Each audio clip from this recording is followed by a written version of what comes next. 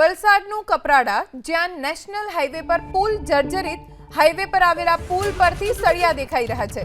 જીવના જોખમે પુલ પરથી પસાર થતા વાહન ચાલકો પુલનું સમારકામ કરવા આસપાસના ગ્રામજનોએ માંગ કરી। ગંભીરા બ્રિજ દુર્ઘટના પછી પણ પ્રશાસન જાગ્યું નથી।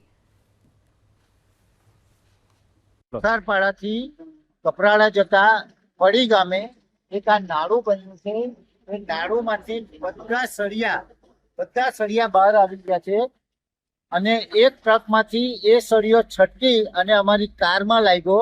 એટલે અમે જોવા ઊભા રહ્યા કે ભાઈ આ શું છે, આ કઈ જાતનું નાળું બનાવ્યું હશે। અમે તો ટેકનિકલ માણસ છે, અમે જાણીએ છીએ કે આ સળિયા લાગવાથી કેટલું નુકસાન થાય છે અને કેટલો આ ભ્રષ્ટાચાર થાય છે।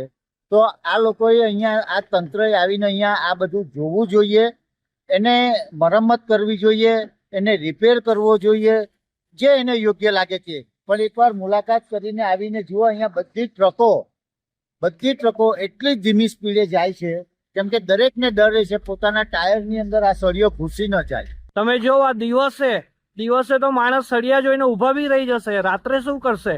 લોકો કેટલા અહીંયા અમારા સામે એક બે ગાડીમાં તો ઠોકાયા છે, જેથી પંચર પડતા બચ્યો અને સળિયા સામે નીકળેલા છે।